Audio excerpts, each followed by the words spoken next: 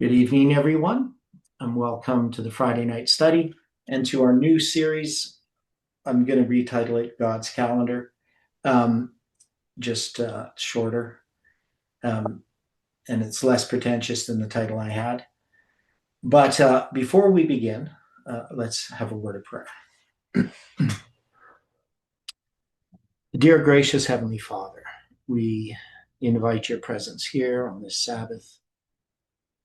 Um, we know, Lord, that you have a blessing prepared for us.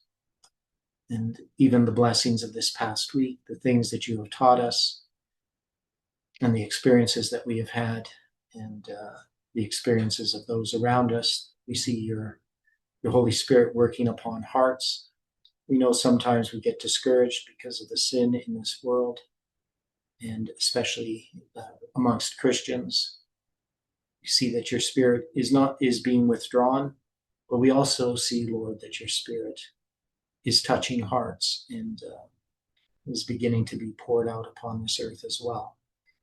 And so we just ask, Lord, that your Spirit can be here as we read together, as we contemplate uh, the clock that you have created in the heavens for us to behold, and that has guided us in our understanding of prophecy. And we just pray, Lord, that as we work through this book together, that you can help us sort out how to present this to others. We pray for one another.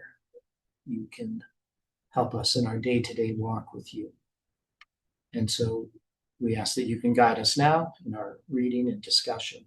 And we pray this in Jesus' name. Amen. Okay, well, happy Sabbath, everyone. And so I had written a paper called, what was it called? It's a chronological analysis of the prophecy of Revelation 9, quite a long time ago. And in that paper, I have a chapter called The Astronomical Basis of the Calendar.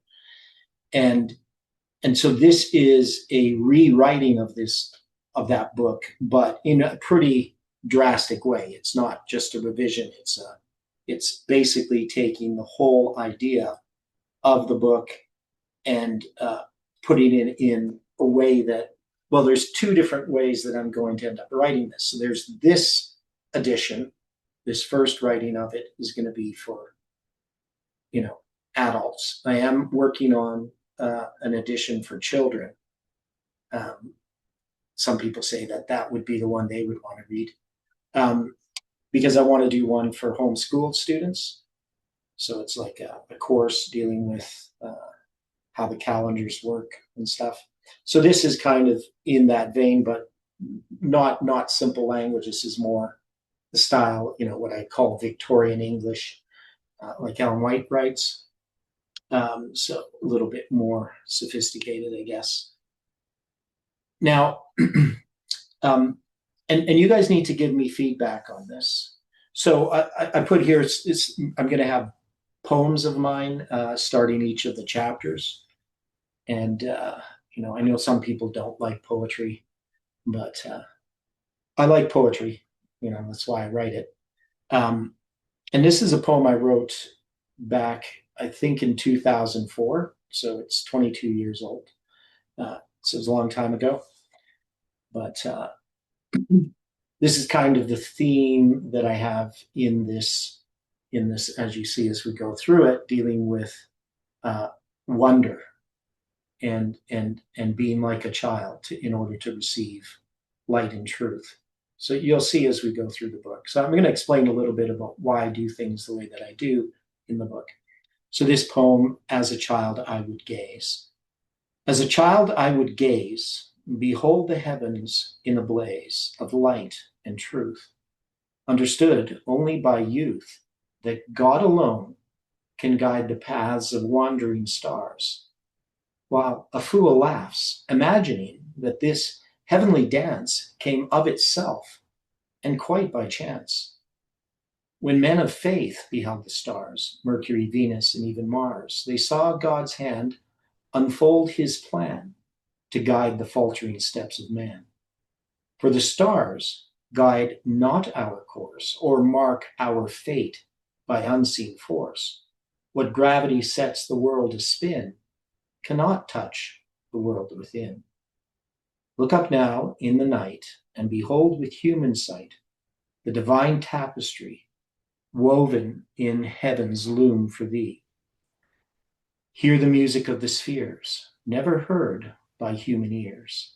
Take it in with all thy being, become again a child in seeing. Okay. So people can make comments, negative or positive, whatever they want to do. Now, this chapter here, chapter 1, is the one we're going to begin looking at. The architecture of time and reading the original clock is the subtitle here. So I'm not quite sure about the format of some of this. Some of it I might change. But the section called The Eyes of a Child. Do you remember the first time you truly saw the night sky? I remember the clear summer night with my dad pointing out Orion's belt and the Big Dipper. I remember the clear, cold winter sky while visiting my grandparents' farm away from the city lights when the sky truly came alive. As a child, I experienced the wonder of beholding the vastness of space. The Milky Way held a million unknown secrets. What lay beyond, and where was God in all this vastness? The moon in its phases was a mystery to me as well. How did it stay in the sky? I have pondered and searched for the answers to these questions all of my life. Thanks, Jeff. When the ancients watched the sky and studied its mysteries, they saw much more than we do. While the heavens still inspired awe, they were also highly engineered. They were also a highly engineered practical reality. The sky was their calendar, a massive interlocking clockwork. The sun acted as the primary hand of this clock, establishing the fundamental rhythm of the day and dictating the cycle of the year. They watched the sun journey through the great circuit of the constellation, the Mazzaroth. When the sun entered Aries, they knew spring had arrived. Its precise position against the backdrop of the stars marked the solstices, the equinoxes, and the turning of the seasons. But the sun did not work alone. The moon acted as the intricate second gear, dividing the solar year into manageable, precise fractions. Its continuous cycle of phases from the dark, hidden conjunction to its brilliant fullness was the strict governor of the months. To the ancients, the moon was not just a nightlight, it was the exact, unyielding metronome that synchronized their planting, their harvests, and their holy festivals. Together, the sun and moon formed an inescapable grid of time. To the modern mind, the sky is silent. We have light polluted our cities and digitized our calendars until we are deaf to the music of the spheres. But to understand the prophetic timeline, which is God's schedule for history, we must relearn the language of his clock. We must stand where the ancients stood and ask the question they asked. How do we measure the passing of the divine? Okay, any thoughts on that? I know Jeff thought it's a good way to start.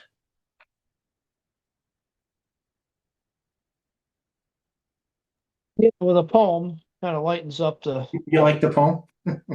Yeah, well, it lightens up what's coming. Yeah. Yeah. And what I'm trying to do is draw people in, a bit their imagination and just memories, if it can draw memories, their personal memories. And I'm trying to, you know, go through this sort of like the wonder or the mystery of things. Um, so you'll see how it goes, but that's all pretty understandable. How about the language in that? Is it too poetic? Well, it's easy to understand. I mean, I understood it. Okay. So, but yeah, it's a little bit flowery, but not too much, I think.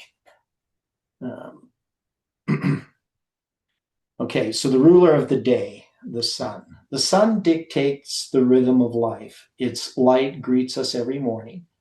It is regular in its daily task, telling us when to awake and when to go to sleep. Its yearly task is just as certain. Springtime and harvest, summer and winter, all come at their regular times. It is how we measure the year.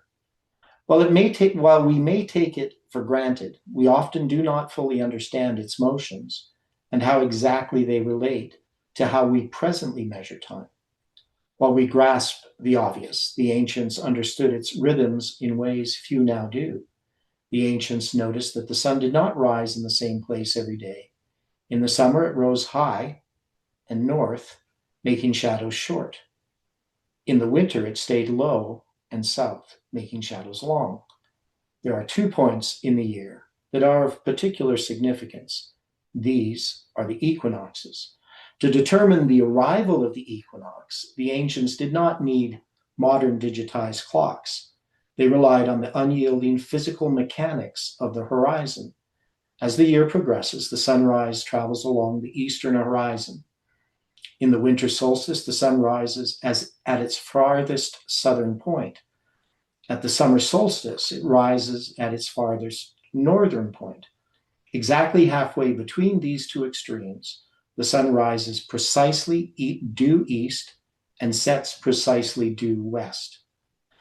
This true east-west alignment creates the equinox, from the Latin for equal night, marking the exact point where the daytime hours and the nighttime hours are in perfect balance. Now, that's not quite exactly true, but I didn't want to get technical about it. Ancient civilizations across the globe constructed massive stone monuments, completely independent of one another, designed to track this exact solar path. When the sun rose and perfectly bisected these eastern markers, they knew the astronomical new year had been crossed. However, when you track this cycle closely, the mechanical precision of the heavens reveals a fascinating, engineered asymmetry. If you physically count the days between the two equinoxes, the two halves of the year are not mathematically equal. If you measure the span from the spring equinox to the autumnal equinox, it takes exactly 187 days. But if you measure the span from the autumnal equinox back to the spring equinox, it takes only 178 days. So Ryan says, wow. So you didn't know that, Ryan? Yeah. So we know that the number of days from the first day of the first month to the 10th day of the seventh month is 187 days. So one of the things I'm doing here in this book is I'm preparing them to understand some of the prophetic symbols, right? And now also the interesting that it's 178 days, it's the same, because if you add 187, 178, you get 365. Now, of course, there's a quarter day in there somewhere that adds up every 4 years that, you get an extra day, but generally this is correct, okay? This 9-day discrepancy is not an error in the calendar. It is the physical law of orbital mechanics. The Earth's orbit around the sun is not a perfect circle. It is an ellipse. During the summer months, the Earth is physically farther away from the sun and travels more slowly along its orbital path. During the winter months, it is closer to the sun and travels faster. Of course, this only applies for us in the northern hemisphere, but the southern hemisphere, winter and summer are switched around. But the ancients meticulously tracked this 187 and 178 day division. It provided an observable physical constraint in the sky that could not be manipulated by kings or politicians, forming the absolute astronomical foundation upon which the biblical calendar was built. So I have this diagram here, and you can see it's got the autumnal equinox on the left, the vernal equinox on the right, and the summer solstice on the top, and the winter solstice. And then it shows where you have the actual center of the ellipse, though this isn't quite an ellipse, and it's not proportional. And then you have the geometric sort of center of it, right, time wise. And you can see that between the autumnal equinox and so I guess we would start here with if we start with the vernal equinox, we go from we'll start there on the right side. We go up to the summer solstice. It's 92.8 days. And then from the summer solstice to the autumnal equinox, it's 93.6.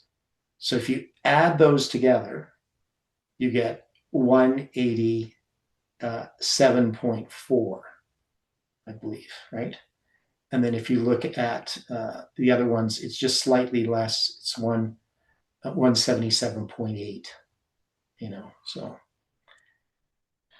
is that diagram helpful or not? Would people be able to understand that without explanation of the diagram? So the two dots in the middle, Yeah. what is the two dots in the middle? One's the Earth and one's the sun. No.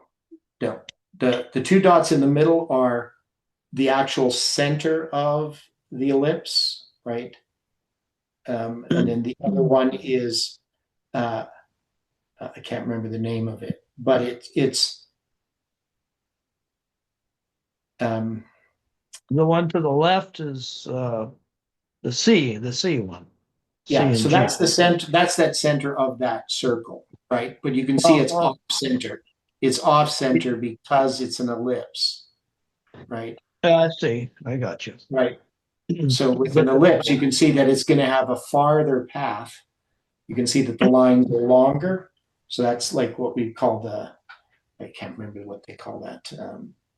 But it's the, Starts with a P. Starts with a P or perineum or yeah, maybe I should put some of the technical terms in there. I just can't remember what it's called. Yeah. But anyway, you can see that it's a diagram to sort of show the mathematical proportions of the days, right? Theodore, you Yeah. said that the 93.6 and the 92.8 that equaled up to 178. 187.4. Well, I just calculated it up and it's at 186.4. Oh, 186.4. Okay, yeah, you're right. That yeah, and the other one is 177.8 or 100 and what is the other one? Yeah, so it's actually slightly less than 100. So 186.4, and then the other one 88.9 plus 89.9. Right, so that's going to be 187.8. Yeah, so I did it backwards. I did 177.8. So it's 178.8 and 187.4. Yeah, it's 186.4, right? So if I add 186.4 to that, you get 365.2, right? So almost. The other one was 178.8. Yeah. So we just generally say it's 187 and 178, but it's almost 179. But if you go on, so if you look at a calendar where it has the equinoxes, it depends on the year because we only count in whole days, right? When it comes to counting the equinoxes. So maybe I should have some explanation in that. Just to clarify it. So if you count the spring equinox, which is normally on the 20th of March, and you're counting the actual days to the autumnal equinox, it is generally 187 days, right? And then you do the same thing with from the autumnal to the spring, and it's generally 178. But it can vary, right? Because they're not exact. So they're not exact fractions. an example would likely be very helpful. Yeah, so maybe I'll add something to it in that regard. Yeah, because I add the diagram to be helpful, but then somebody starts adding it up and looking at it and doesn't understand the diagram. It can actually make it more confusing. So either I eliminate the diagram and just leave those numbers, because part of what I'm trying to do with the numbers there is have the person be aware of that 187 days. Now that's an inclusive count as well, right? So, and the other one's not, right? Because if you had two inclusive counts, then you would have an extra day in there. So, but that's generally how it's explained. That's the reason why you got it 186.4, right? Yeah, because Because of the conclusive. Yeah, the 186 point. Yeah, the foci, the plural of focus, around. Okay. Yes, there. It's the foci. These are the foci. Okay. Now, so what I'm doing here in this chapter is more like an introduction about some of the things that we're going to look at as far as the orbital mechanics. So we're going to address each of these, like we're going to deal with the moon cycle in a lot more detail in later chapters as we deal with like the lunar calendar and then the solar lunar calendar deal. So I have different ways in which I'm going to try to put that together. So the constellations, or as the Jews called them, the Mazarot, right? There's another aspect of the sun's course, one largely lost to modern understanding, because it is hidden from our natural vision. During the day, the brightness of the sun hides the stars, making the sky appear empty. Yet, if that light were removed at noon, we would see the sun positioned directly in front of a specific group of stars. As the Earth completes its orbit, the sun follows a fixed path, through 12 primary constellations. So these happen throughout the seasons, right? The patriarchs and prophets knew this path as the Mazzaroth. Because these daytime stars were hidden, the ancients had to be careful students of the heavens by observing the last constellation to rise on the eastern horizon just before the dawn washed it out. They determined the sun's exact location. To say the sun is in Aries was not a mystic fable. It was identifying the precise physical coordinate of the sun against the starry backdrop, marking the spring equinox and the beginning of the biblical year. Right. So when we were doing, that study dealing with the Revelation 12 sign in the book of Revelation, and we say that the sun was in September, the sun's in Virgo. That's because when the sun rises and sets, the constellation that is with it is the Virgo constellation. But of course, during the day, when you see the sun, you can't see the constellation, right? And obviously you can't see where the sun is at nighttime. You can just see where it is when it rises and sets. So you have to look at either the constellation just before it sets or the constellation just after it sets, and when it rises, the constellation just. Am I doing that backwards? The constellation after it sets, and the constellation before it rises. Yeah. Today, when men hear of the sun passing through these constellations, their minds often turn to the zodiac and horoscopes. But this is a deception.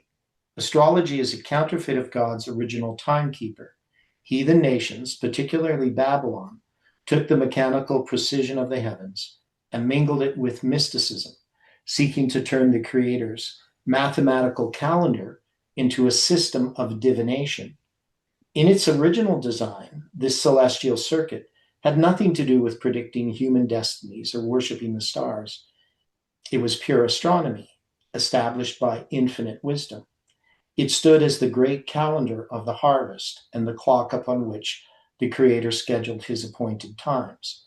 The adversary did not create the constellations. He merely perverted the clock of heaven, leading the world to look to the stars for that which belongs only to God. So the purpose here is to, draw people's attention to God and to God's clock. Now, Angela has a verse from Job. And that's the thing is, I was wondering if I should add some more Bible verses to this document. So, and exactly where I'm going to add them is part of That would help. yeah. So, but I haven't really decided where to add them. So this one that Angela's referring to in Job chapter 38.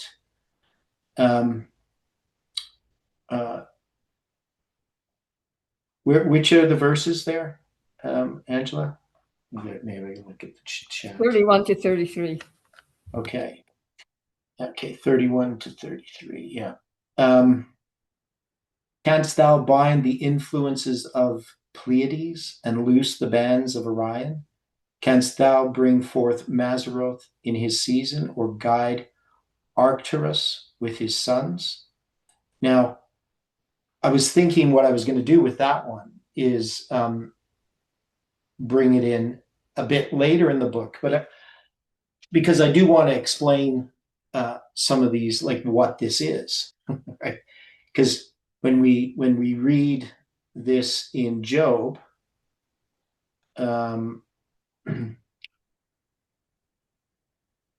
it's going to call what we translate as Pleiades is a kemat in Hebrew, or kimats, or kumats, I guess. Kumats. It's got I don't see that vowel there. Kumats or kumats. No, it's kemat. Kema. That's the plural, right? So but it's a constellation of 7 stars. And then the bands of Orion. Orion is Kisel, which means fat or silly or stupid. And then it has the Mazzaroth. So we know that's the Hebrew Mazzarah it comes from, but it's just the plural. In the sense of distinction, some noted constellation only in the plural, perhaps collectively the zodiac, it says in Strong's dictionary. And then Arcturus, which is Ash,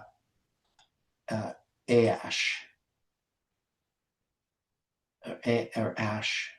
But and can you guess what Arcturus is?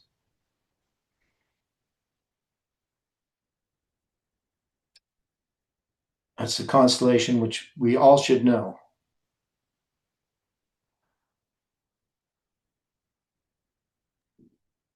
We call it, Great Bear. yeah, the Great Bear or the Big Dipper, Ursa Major. Yeah. So that's the Big Dipper, right? yeah. Ursa Major. There's Ursa Minor too, the Little Dipper. But okay, and knowest thou the ordinances of heaven? Canst thou set dominion thereof in earth? So, but anyway, this idea of 31 and 32, I'm going to have it somewhere in the book. But I was going to do a section more directly dealing with the constellations. So, right, because when I deal with Ezekiel, so I'm going to go through some of the stuff in Ezekiel as well. So this is more an introduction. So, but I have to kind of decide. Those are the hard things for me. Like, because I don't have all the book written, right? So when I edit it, then I move things around. Okay, thanks for that input. That's really good. You might hate me for asking this, but why they call it the Great Bear instead of the Big Dipper? Because that's what they saw it as, a bear.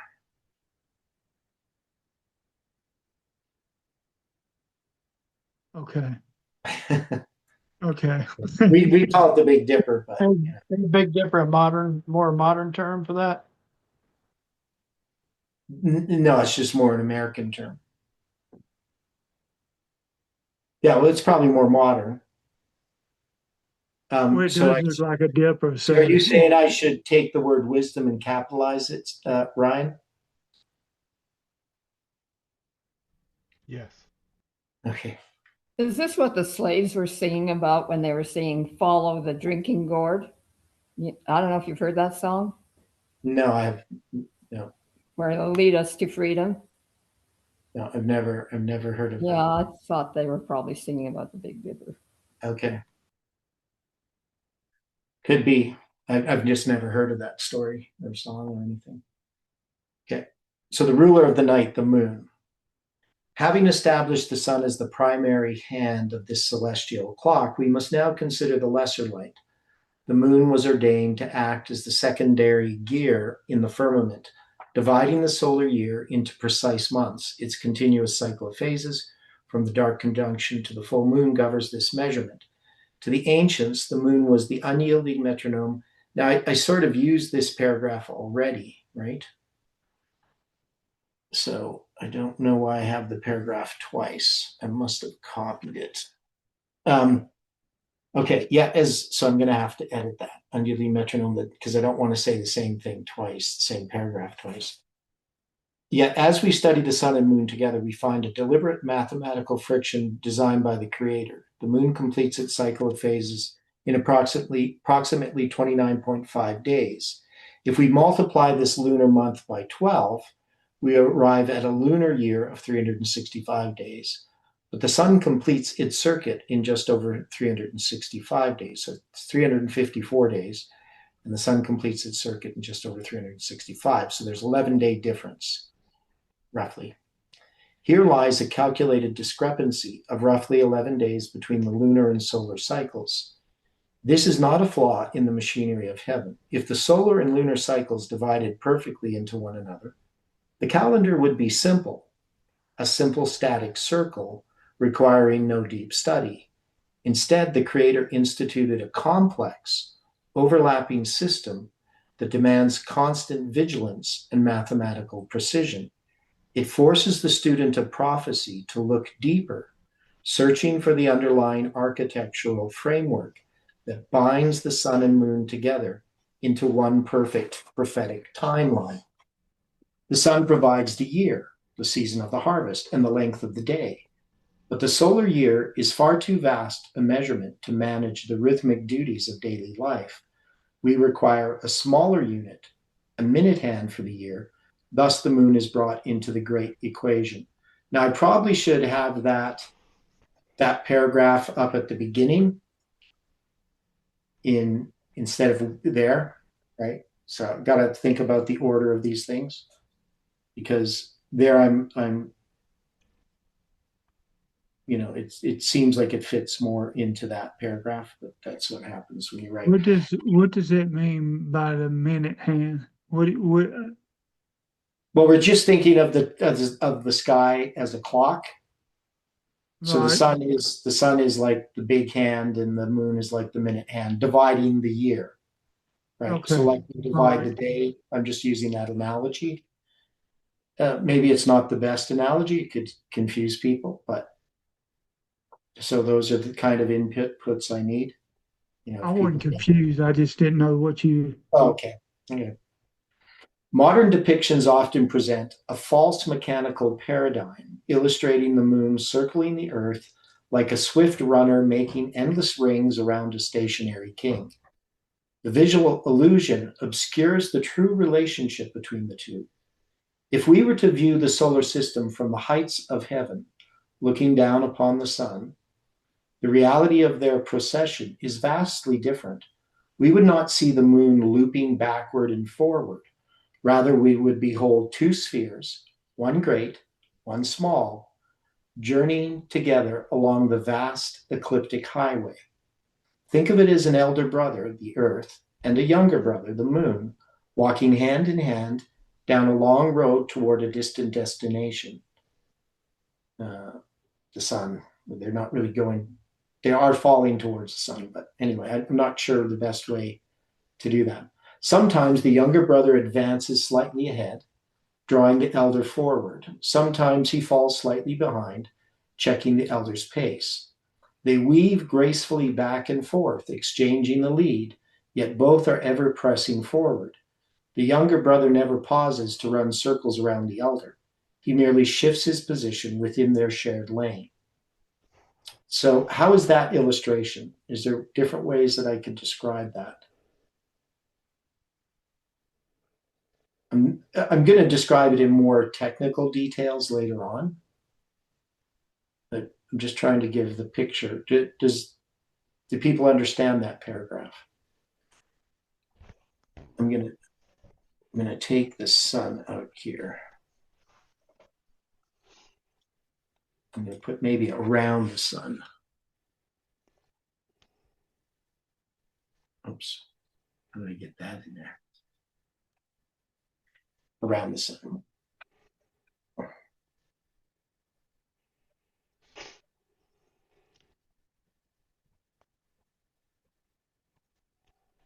Do people understand that? The moon and the earth, that the moon doesn't go around the earth. Okay, good. Okay, because they are bound together by the unyielding laws of gravitation, they actually revolve around a common center of mass. The fulcrum, known as the barycenter, does not reside at the very core of the Earth, but is situated some 1,000 miles beneath its crust, deep within the mantle. Consequently, the Earth itself wobbles upon its axis as it traverses its orbit, gently yielding to the gravitational pull of its companion. The month, therefore, is not merely the passage of a solitary rock about a planet. It is a gravitational heartbeat. The Earth and the Moon operate as a binary system, taking turns leading one another around the solar fire. This celestial march produces the cycle of the month. The term synodic, derived from the Greek for meeting, perfectly describes its function.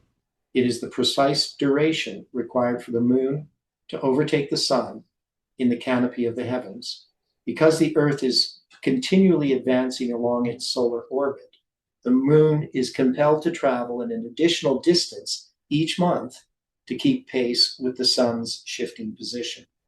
The result is a cycle of approximately 29 and a half days.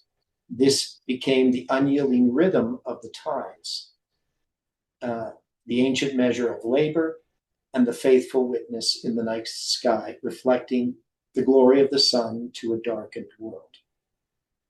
Okay, so, I'm obviously in the book, I'm going to go into more detail, precisely how, about I'm going to address it here a little bit, sidereal time. That's so you can see some of these things are quite complex, and even in their simple explanation. So the witness of the stars. If the sun governs the year and the moon governs the month, then the stars are the silent, immovable witnesses. They constitute the distant, unalterable standard against which all celestial motion is measured. And they reveal a profound mechanical truth that the glare of the sun obscures. To comprehend this, we must consider the mechanics of rotation. Imagine a watchman standing in a great field beneath the night sky. At the center burns a great fire, representing the sun. Far off upon the horizon stands a solitary beacon, representing a distant star. As the watchman begins to walk the great circle around the fire, he also turns continually upon his own axis. So we have a thing called a star day, that is the sidereal day. He completes one exact rotation of 360 degrees when his eyes once again fall upon the distant beacon. So he's spinning around, right? This is a true mathematical rotation, completed in 23 hours and 56 minutes. So in order, as he goes around, as the Earth goes around the sun, right? There's 360 degrees. And if he's going to rotate in reference to this, to the stars, a day is 23 hours and 56 minutes long, right? Yet a profound difficulty arises because the watchman has moved forward along his circular path while turning. The central fire is no longer directly before him. To face the fire once more, that is, to have the noon or whatever, the day, noon time, he must continue his rotation for an additional 4 minutes. This solar day demands a full 24 hours. And this introduces an astonishing reality: the lost rotation. Every day, the Earth must spin slightly more than 360 degrees to maintain its face toward the sun. By the time the Earth finishes one complete annual circuit, those accumulated fragments of rotation equal exactly one full additional turn. I think this is the thing that caused Stephen a little bit of duress in trying to understand this. Does anybody not understand it? Is there some other way I could explain it? Yeah, it's a little hard for me to grasp because the Earth, I mean, there's a lot of Earth. Like what does it mean to face this? Like what part of the Earth is facing the sun constantly? Well, at noon. So at noon, you're going to come to the same spot every day. So let's say, you're where you live, and noon, which is when the sun is in zenith, if you're going to measure that to the sun, there's 24 hours in a day, right? Okay. But if you were measuring that day based upon the stars, because you're going around the sun, every day, every sidereal day, that is the day in which you're looking at the same star. So if you measured it by stars, you would find that it's going to be 4 minutes every day short. So a sidereal day is 23 hours and 56 minutes. It's 4 minutes short. Now, if you add 4 minutes, so probably what I should do is show a little bit of the math maybe. But if you have 4 minutes times 360, if you're looking at a star, yeah, you're standing in the same spot and the Earth rotates 24 hours. If you're looking at the sun, if you're looking at a star, it's 23 hours and 56 minutes. Okay. Oh, it's, All right. So it's 4 minutes. It's 4 minutes shorter. The sidereal, that is the star day, is 4 minutes shorter than the solar day. So if you take 360 times 4 minutes, 360 degrees times 4 minutes, you get 1,440 minutes, which is one day, right?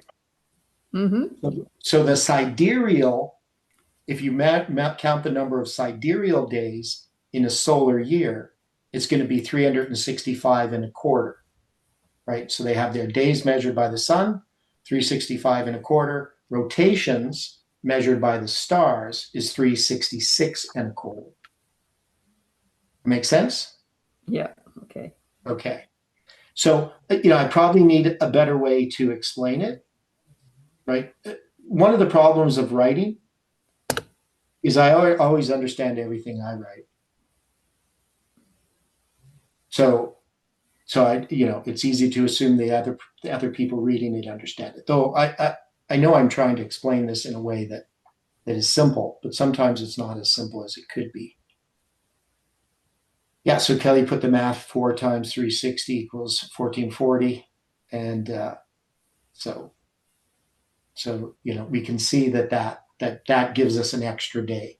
So there's maybe a way that I could even illustrate that, some kind of diagram. I'm going to put the diagrams in here. But I haven't worked on the diagrams yet. I kind of wanted to go through this and see what people think would be helpful. You got the 144,000 there too. Yeah, the symbol, right, which is the number of minutes. That's the number of minutes in a day. So you can see in 360 degrees that, because as we go around, you get 4 minutes. And so we just use 360. It's the simplest way to do the math. And you can see it's one extra day. So why is this distinction vital to the watchmen on the walls of Zion? And what's Daniel 12:3 addressing? That be wise shall shine as the brightness of the firmament, and they that do run into righteousness, the stars forever. Okay, yeah. So why is this distinction vital to the watchmen on the walls of Zion? The scriptures frequently employ a prophetic year of exactly 360 days, comprising 12 months of 30 days. The secular skeptic proudly points to this as a primitive error, arguing that the true solar year is 365 days. But the architecture of inspiration is not merely tracking the shadow of the sun, it is tracking the absolute geometry of the heavens. A perfect circle consists of 360 degrees. As the Earth advances approximately 1 degree per day, the 360-day year stands as the ideal, the integer logic of divine perfection. The 365-day year is the physical reality, the fractional consequence of our present groaning creation. Bible prophecy bridges this great divide. It speaks of the absolute language of the ideal 360, yet it fulfills its decrees within the constraints of the real 365. It is the high duty of the biblical calendar to reconcile the two, right? So you see the importance of that, of understanding why God has done the calendar, the sky, the way he has. That's part of what I want to show, is that it's, and we know that when we do like a prophetic year, we don't count like a 360-day year. Some people try to do that to make prophecies fit, some kind of predetermined idea. But we know that a prophetic day equals a prophetic year, right? Or equals an actual year. And a prophetic year is 365. So that equals 306 or 360, pardon me. And that equals 360 years, right? So 360 days is 360 years. Hopefully that's clear. The marriage of the sun and moon. To comprehend the necessity of the biblical calendar, we might consider a simple allegory of two youths raised from infancy in profound isolation. The first is a young man raised to know only the light of the sun. He is bold and constant, yet he is terrified of the dark. He represents the strict solar calendar, rigid and defining the seasons, but entirely blind to the measures of the night. The second is a young woman raised to know only the light of the moon. She is gentle and attuned to the shadows, yet she is blinded by the glaring light of day. She represents the strict lunar calendar, fluctuating, reflective, and unbound by the solar year. Their separation renders them both incomplete. The youth supposes the world perishes when the sun sets, and the maiden supposes the waking world is but a dream. They remain ignorant of the true reality until they meet at twilight, the perfect momentary balance of day and night. This parable serves as a fitting illustration of the broken systems of modern timekeeping. The modern Western world resembles the youth of the day. We cling exclusively to the solar calendar, the Gregorian, and we know the exact progression of the seasons, but we have lost the appointed times of the moon. Other systems, such as the Islamic calendar, resemble the maiden of the night. They cling exclusively to the lunar cycle. They track the exact phases of the moon, but their year drifts aimlessly through the seasons, completely severing the time of harvest from the calendar date. God's system, the luni solar calendar, is the perfect union of the two. it requires that the sun rule the day and the moon rule the night, not in isolation, but in divine harmony. The sun establishes the absolute boundaries of the year and the ripening of the harvest, while the moon dictates the precise days and the solemn assemblies. Without the sun, the harvest fails, and there's no provision. Without the moon, the appointed times are lost, and we are left as orphans in time, ignorant of our Father's schedule. Okay, any thoughts on that section? That's a little bit poetic. I stole the illustration from George MacDonald, a book called The Day Boy and the Night Girl, which I read a long time ago when I was a teenager. Now, this there was another illustration which I'm not really sure how to do, which I wanted some feedback. I didn't write anything on it. But has anybody ever considered the book, The Song of Solomon, that it is actually a description of the sun and the moon and the stars? Has anybody ever thought about that? God's church. Yeah, I've heard of that. So that is the sun and moon and stars? I've heard people mentioning that.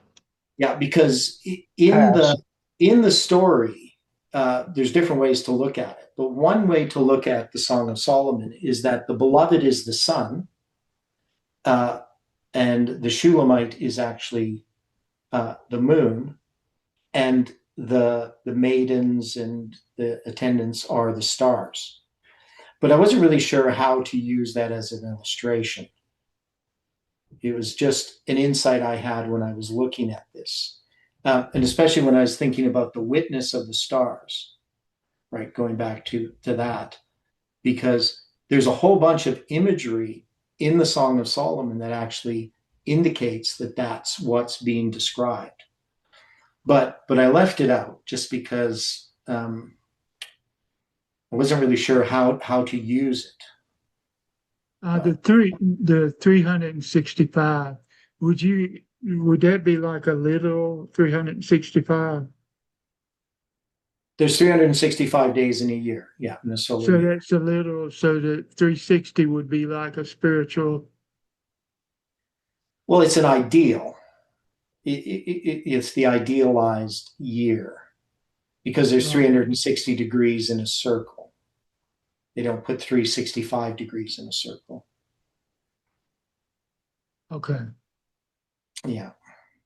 So what I'm trying to do for the reader is to set up some of these symbols for when we start dealing with the prophecies, because I'm going to be using different biblical prophecies and histories as examples. So, obviously I'm going to go through Ezekiel in detail, and I'm going to go through the flood in detail and look at the different calendars through time. So the idea of the book is it's going to be quite comprehensive. This is more an introductory chapter. So this is an interesting one. So the chariot of fire, the zodiac subjugated.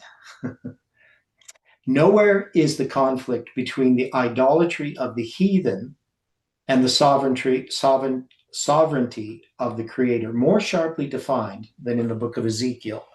When the prophet penned his record, he was a captive in Babylon, the very citadel of ancient astrology. The Babylonians erected great ziggurats to track the constellations, believing that the stars were the supreme dictators of human destiny. Yet Ezekiel maintained a strict allegiance to the divine timeline, deliberately rejecting the named months of his captors and recording his visions using the strict numbered months ordained at the Exodus. In his opening chapter, Ezekiel is given a vision that entirely overthrows the Babylonian system. He beholds a whirlwind, a great cloud, and 4 living creatures, each bearing 4 faces, a lion, an ox, a man, and an eagle. To the modern mind, these appear as arbitrary symbols, but to the ancient Babylonians and the Jews in exile, their meaning was inescapable. These were the 4 fixed markers of the ancient celestial circuit: Leo, the summer solstice; Taurus, the spring equinox; Aquarius, the winter solstice; and Scorpio, the autumn equinox, represented in its higher nature by the eagle. The heathen worshipped these points as the sovereign drivers of history. But in Ezekiel's vision, they are subjugated. They are not ruling the universe. They are merely bearing up a firmament above which sits the throne of the Almighty. The Creator is not destroying the celestial clock. He is putting it in its proper mechanical place. He demonstrates that the stars are not the rulers of fate, but merely the wheels of his chariot. This establishes the primary rule of biblical astronomy. The heavens are the dial, not the sovereign. A clock face tells a man the hour, but the clock does not govern the house. Astrology elevates the dial to the position of the master, fatalism, and modern secularism breaks the dial entirely, atheism. Prophecy, however, reads the dial to know exactly what the master is doing. The prophetic watchman looks to the sky not to seek his fortune, but to read the unyielding schedule upon the wrist of the Almighty.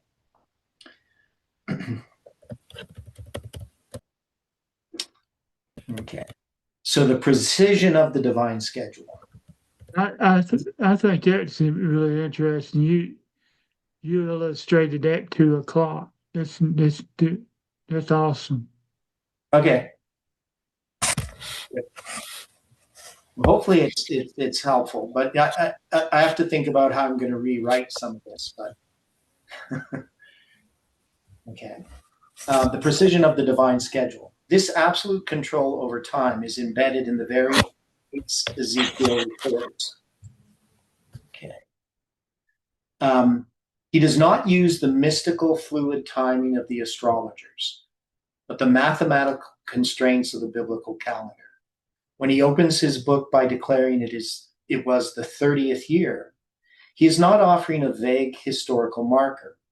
This 30th year, which was the 5th year of Jehoiachin's captivity, aligns perfectly as the 30th year of the Jubilee cycle. And this is seen by his last dated vision, where he speaks of the 5 and 20th year of our captivity, in the beginning of the year, Rosh Hashanah, in the 10th day of the month, being Tishri 10. Ezekiel 40, verse 1. If the 30th year of the Jubilee cycle was the 5th year of the captivity, then the 25th year of the captivity is the 50th year of the Jubilee cycle, the year of the Jubilee. That is 30 plus 25 minus 5 equals 50. Now I'm going to go into Ezekiel in more detail in the book, but I'm just introducing Ezekiel here regarding the calendar and the preciseness of what's happening here. The exact dates of his vision, such as the 5th day of the 4th month, July 21st, 592 BC, are given for us to understand and are not mere trivialities. The movements of the heavens and the dates of the prophet are perfectly synchronized to the lines of prophecy, shattering the chaotic divination of Babylon and exposing the deceptions in the modern neglect of Bible prophecy. So you can see I'm kind of setting things up for later in the book. To conclude our understanding of this celestial machinery, we must look at the great astronomical sign of Revelation 12. A woman clothed with the sun, the moon under her feet, and a crown of 12 stars. Here we behold all the gears of the mechanism we have described. It harkens back to the 4th day of creation, where God said, "Let there be lights in the firmament of the heaven to divide the day from the night, and let them be for signs and for seasons and for days and years." God made 2 great lights, the greater light to rule the day and the lesser light to rule the night. He made the stars also. Genesis 1, verse 14 and 16. While the evangelical world has frequently misapplied these symbols through futuristic interpretation, the physical mechanics of the heavens still bear a faithful witness. On September 23, 2017, a precise astronomical alignment occurred over Jerusalem. The sun passed through the constellation of Virgo, clothing her, while the moon rested at her feet. The 9 stars of Leo, joined by the 3 wandering planets, formed the crown, while the planet Jupiter completed a 9-month transit through the womb of the constellation. While men may falsely interpret the earthly event this sign was meant to herald, the mechanical alignment itself stands as a profound testament to the unalterable mathematics of the Creator. The sun, moon, and stars are exactly where they were ordained to be, functioning precisely as the great hands of God's prophetic clock. They do not cause the events on earth, but they infallibly strike the hour. In understanding these signs correctly, in the light of Bible prophecy, we must discern their true design. They are not given for predicting the future in the manner of worldly soothsayers, as many incorrectly conclude, nor are they provided that we might manipulate our destiny, as ancient Babylon and modern mysticism suggest. They are given that we might measure the time, obeying the counsel of God to watch and wait, discerning the signs of the times. We must neither presume to run ahead of his providence, and that should be capitalized. I don't know why I didn't. Nor linger in unbelief behind it. We must keep perfect step with God's clock, waiting in faith for the final hour. Okay, so I guess we did get through the chapter. Okay, any thoughts about this?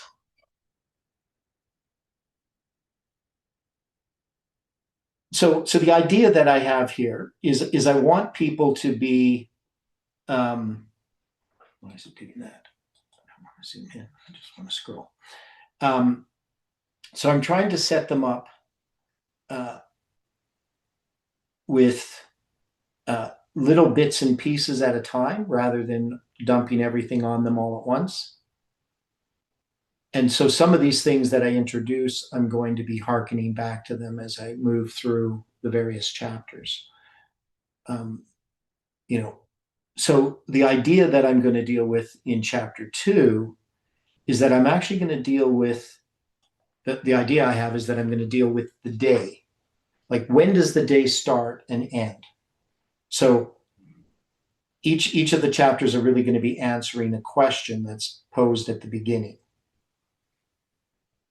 So it's something that we run into where there are people who want to start the day at sunrise. We know that astronomers start the day at noon for obvious reasons, right? And then we have the Egyptians start the day at sunrise. The Romans and us, with our Roman calendars, we have the day start at midnight. And that was for reasons having to do with administration and so forth. But there's lots of things that we can learn about the day. And so we're going to, deal with how the day is divided, what a watch is, at the nighttime watches, deal with the hours. And then as we go through each of the things, we deal with the day, we deal with the moon, the month, how that works in more detail than what we had here, and examples, practical examples. Because in order for people to understand the prophecies, as we've been studying them, to understand, when the year begins, why it begins on January 1st on the Gregorian calendar, why it begins in the spring, how those different calendars interact. So any feedback on this? So Brian said, I think it's very good. That doesn't help me. I mean, it's nice you say that, but is there things that we should do to improve the paper that you can think of? So it is accessible, right? That is, people can read this and understand it. They should be able to understand it, I think. I found it to be very accessible. Okay, so that's important part. Now there are some illustrations I could have, and some, so I'm going to take note of those. And I do think I need like so I have a poem at the beginning. I think I might end each of the chapters with either a paragraph from the Spirit of Prophecy or a Bible passage. So this might be a good place to put that Job quote. What do you think?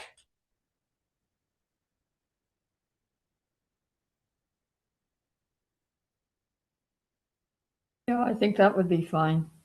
Also, Yeah. I was wondering about that vision there of the four faces. The signs there that you're talking about aren't the same signs as they are according to the astrologers. I mean, they have Gemini for the summer solstice and so forth. Yeah, you're talking about, yeah, we're using the biblical ones and the Babylonian ones. Those, yeah. Yeah, so do I need to make that clear at this point? I think you should, because you're probably going to get barraged by a bunch of astrologers saying this guy's cuckoo. He Well, doesn't even I'm not worried. yet. I'm not worried. So I should at least point out that we have different names for them now. Is what you're saying? Like clearly mark what the Bible pictures are. Yeah. Well, I want to have actually a diagram of some sort. I'm not really sure how to do that though, but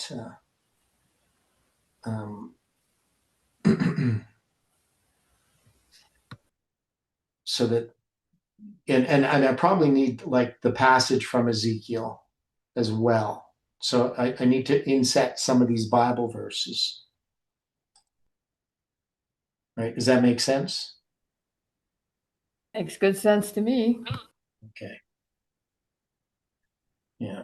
So like with this one here, if I put this, yeah,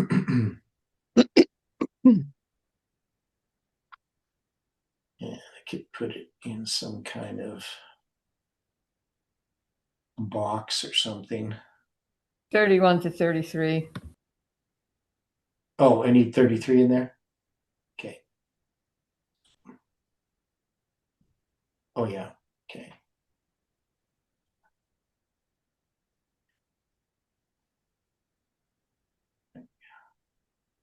What time is it?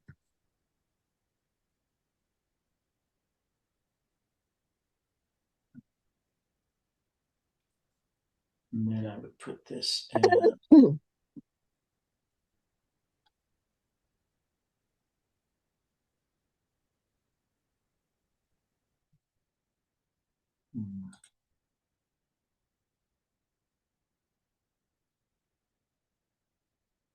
something like that.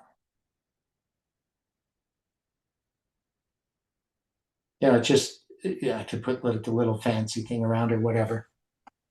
You chose astrology. Yeah. Didn't I show astrology to be Satan's counterfeit, Kelly? I thought that was pretty clear.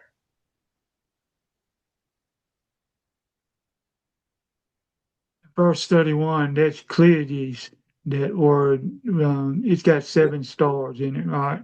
Yeah, Pleiades. Yeah. Do you want a comma on canst? What's that, Jan? A comma, CAN, comma T or ST, can't. No, because that's the King James Bible. That's how they spell it. It's Old English. So I'll keep it as the King James has it. Were you here the whole time, Jan? No, I just came on because I just finished some stuff. Okay. Yeah. So yeah, you can watch the video later on. People can watch it but basically the idea is this is the introductory chapter to this book on understanding the time prophecies, how the calendars work, and how Bible prophecy works. But it's supposed to be done in an engaging, easy to understand manner, right? But that's not always that easy to do. Yeah. So yeah, and Kelly had asked if I'd dealt with astrology, and I did. So that was in this Ezekiel, dealing with him showing the contrast. Basically, the book of Ezekiel is tearing down the Babylonian astrological system, right? That's part of the purpose of it.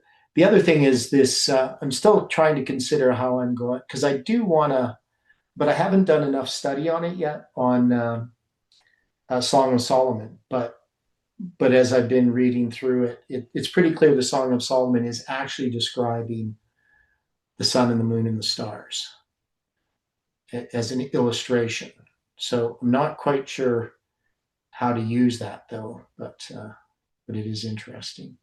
Originally, I was going to use that in that part about the day boy and the night girl, which I used that illustration instead of the beloved and the Shulamite.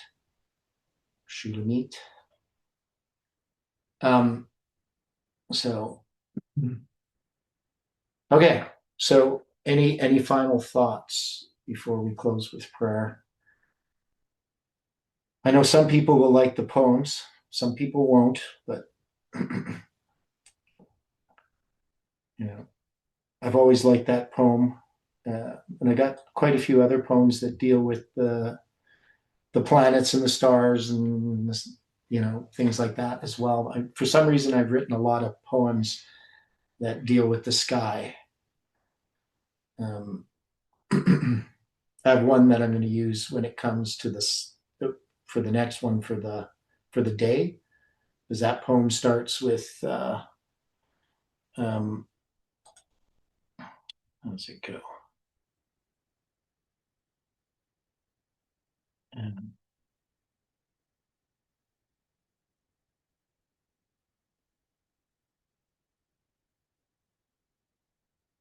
Yeah, that one.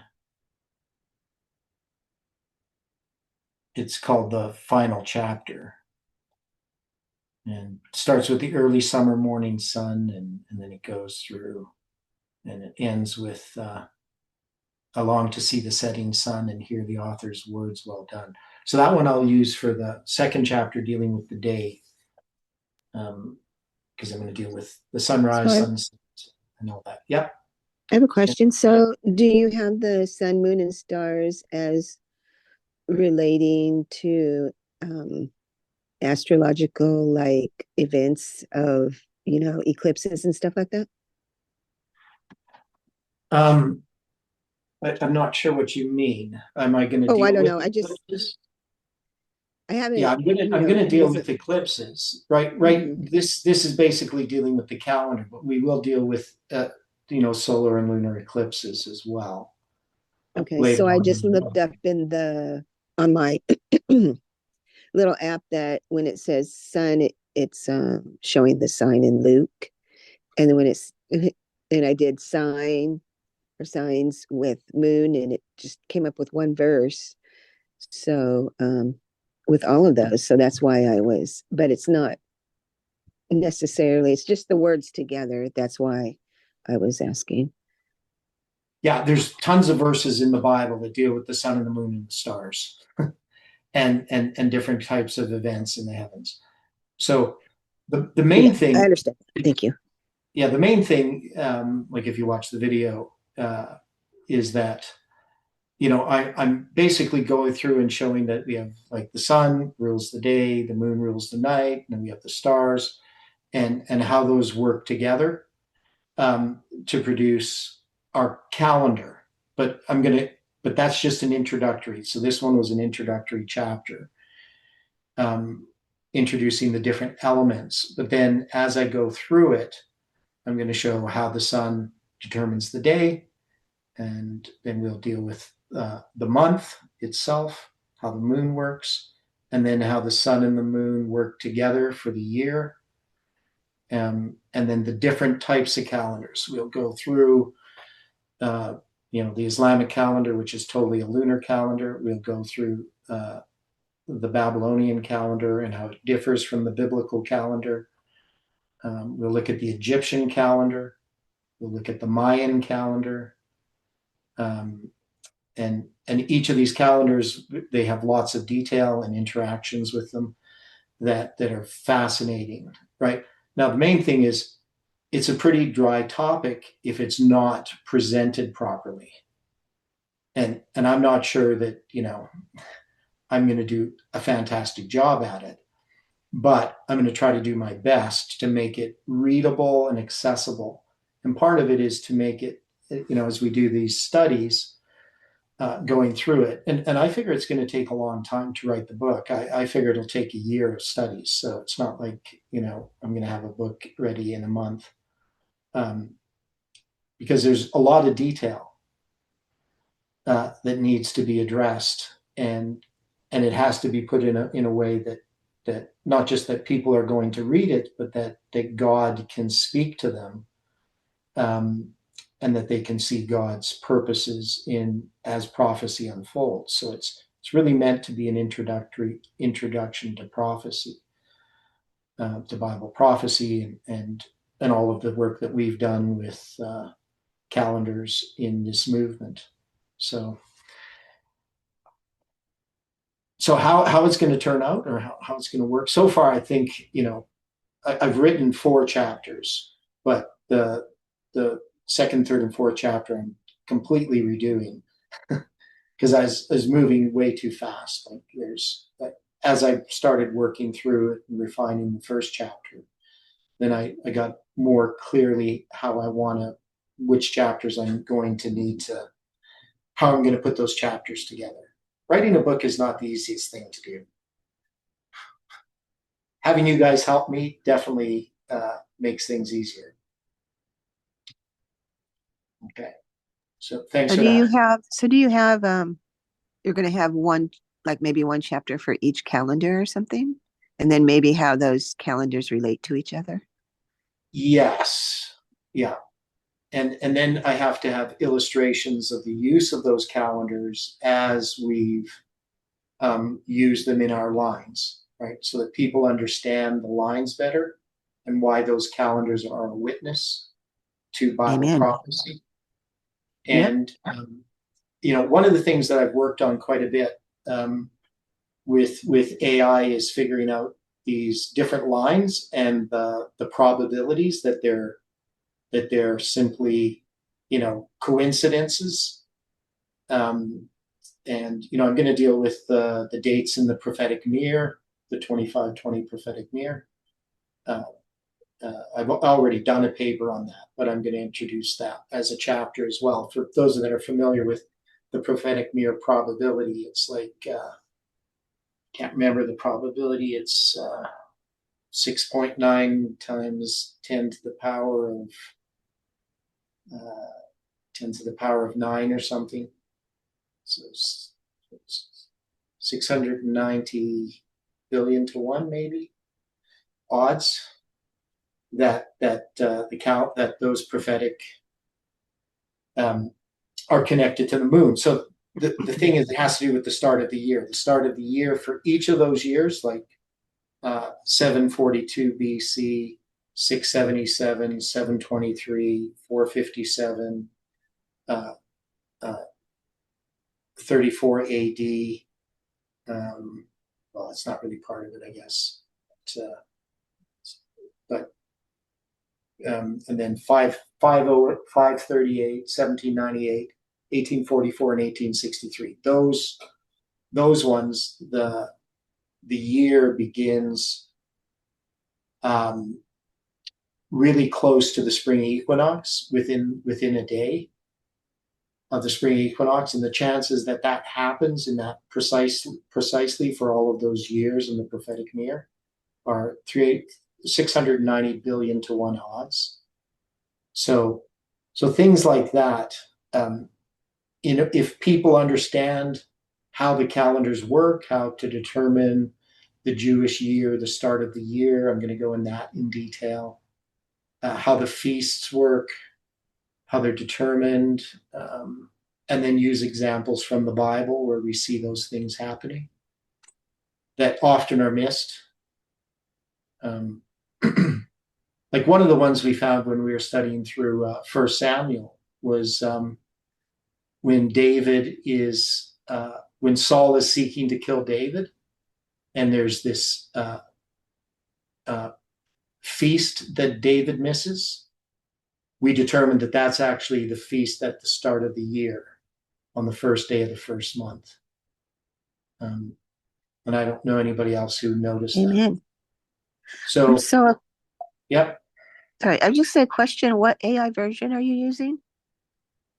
I use different ones. The best one for mathematical probability seems to be the Microsoft Copilot. It seems to do the math really well.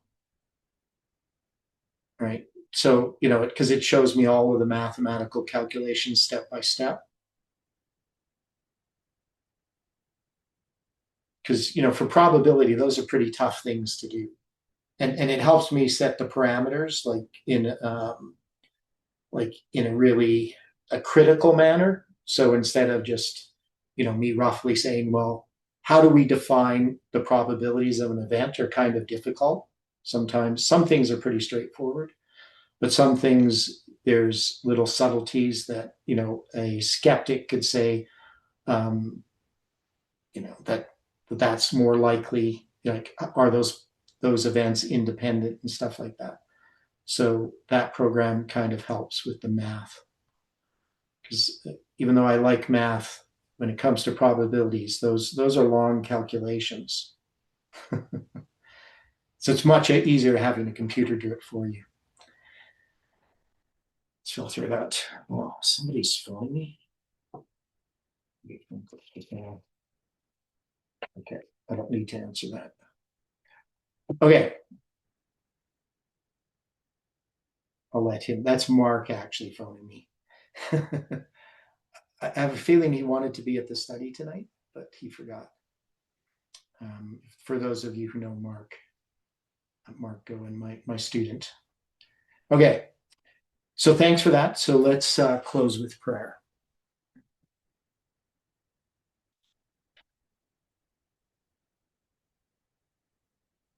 Okay. Dear Father in heaven, we are thankful for the study that we had this evening and for the Sabbath. And we just pray, Lord, that you can be with us throughout this day. We're thankful for the way that you have led us in our experience, the things that you have revealed in your word. And we are thankful for your faithful witness of the sky in prophecy, that we can know the signs of the times and that we can see the time that we are living in. We pray that you can teach us how to watch and wait and not run ahead and not lag behind. I pray for each one, Lord, that you can bless them in their personal study and that this Sabbath will truly be a blessing to each one of us. We pray for the studies tomorrow, that you can lead and guide in those studies. And we pray this in Jesus' name. Amen.